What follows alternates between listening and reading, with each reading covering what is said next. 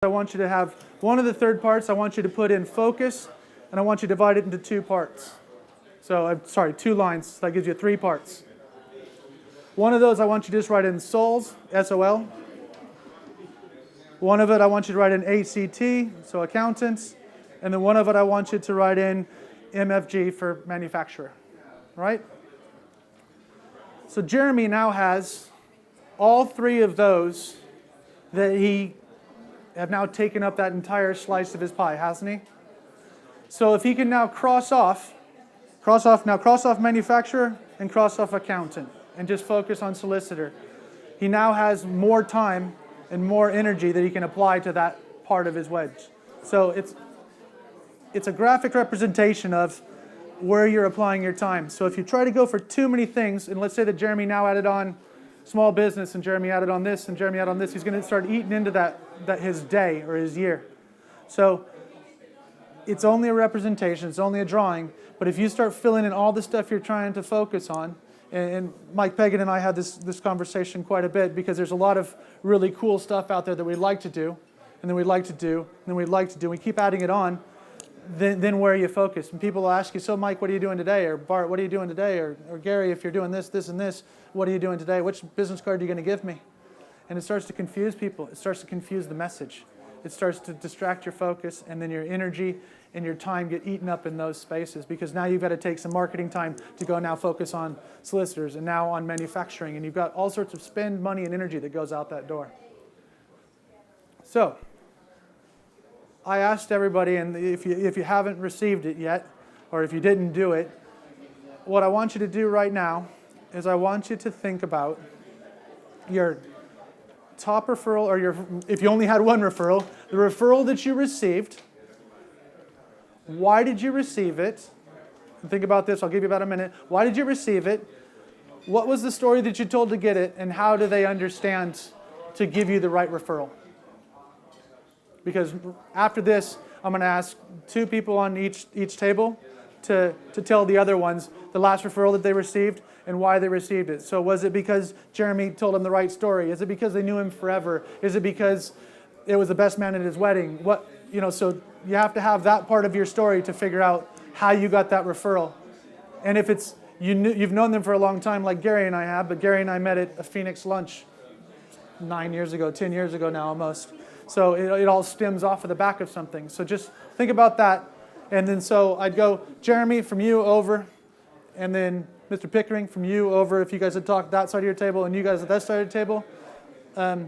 Pick 2 people, talk about it for a second, and then I'm going to bring you back to the slide and tell you how this is going to work for you. So talk about the referral that you got, why it was good, and how you got it, and what was it the story that you gave, or was it just happened circumstance? So go ahead, start talking amongst yourselves. This is the participation part.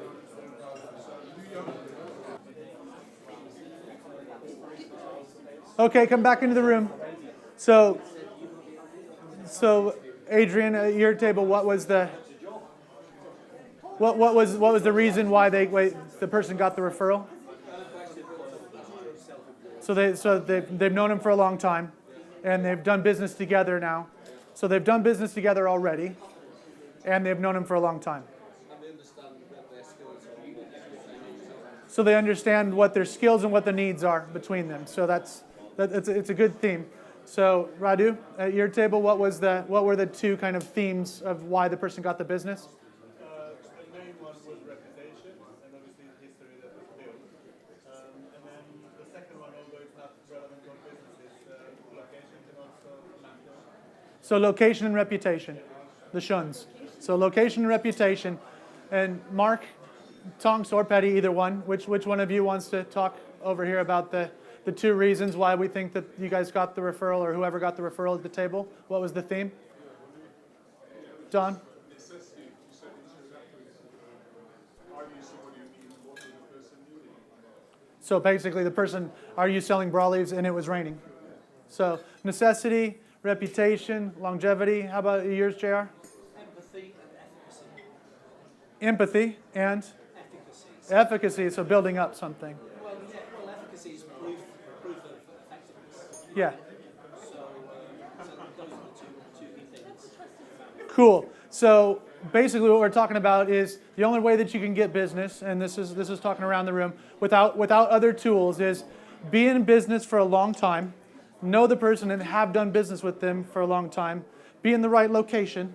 So how do you do it if you're Vito and you're just starting off in Birmingham, working with barristers to try to get them into somewhere? How do you get that jump start? How do you get to that next level? And that was the big thing is, so come off just like you guys came to Plymouth Rock. I came back here and landed at Birmingham Airport.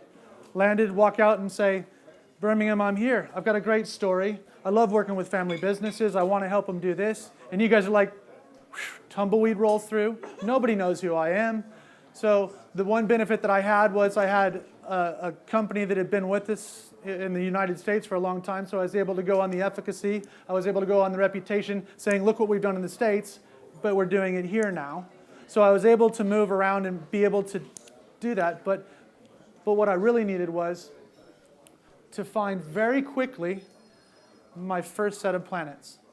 My first set, and if you flip the page back over and you look at the map, once we've gotten through you, figuring out why you're doing business, we've figured out how to focus, get our energy and our time right, then I need to find my primary planets. I need to find my new best friends. I need to find the 3 people that are going to be able to go out and spread the word about Bart Dalton landing in Birmingham and being an amazing man, and he could help you with all of your financial services needs. Yay! So how do you do that? How do you get to that first set? How do you establish those? And here you got to pick the players, and sometimes your players are going to change.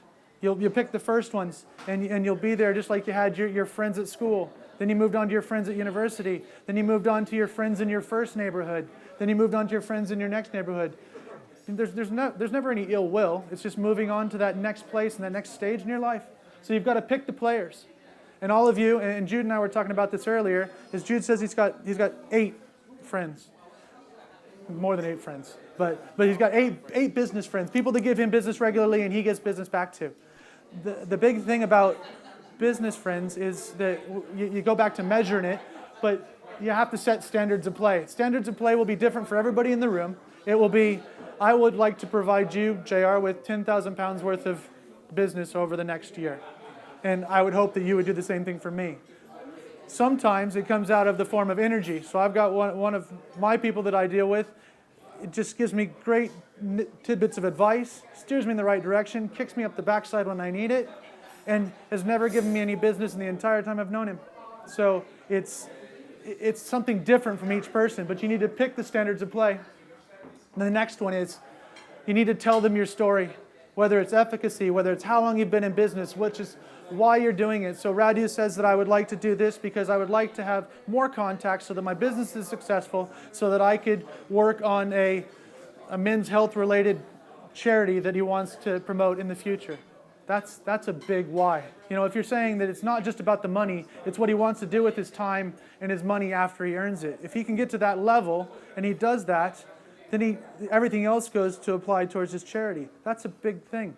Roland does stuff with scouts and schools, and he's a governor in schools. So if he didn't have to worry about money, how much more time could he spend doing that? So that's what his primary planets have to help him do. So he has to tell the story so that they can go out there and spread the word for Roland so that he can get more people out there. And this starts to create, in my universe, starts to create gravity. Because if I know Roland's story and Roland knows my story, that's one more person pulling in business for me, but that really cares about me because he understands that I know that he wants to do more at Scouts and more governorships. And he wants to do that because if money was no object, that's what he would do. So we're trying to help your primary planets make money be no object. So you've got to move on to that. But then Jude, I agree with Jude, is that 8's a perfect number, and I didn't set him up for anything. But basically, you have to tell him that story, build it together, because not only is it JR and Roland's and my story, we've got to make it so that if Vito needed our help, we could all help him in some way, shape, or form, because it becomes our story. It becomes a joined-up story that you can go out and tell. Because the best thing to get past that first hurdle is a testimonial. So if I was to say to Vito or to JR, said, Roland is the only guy that I would go to for legal documents. If you needed anything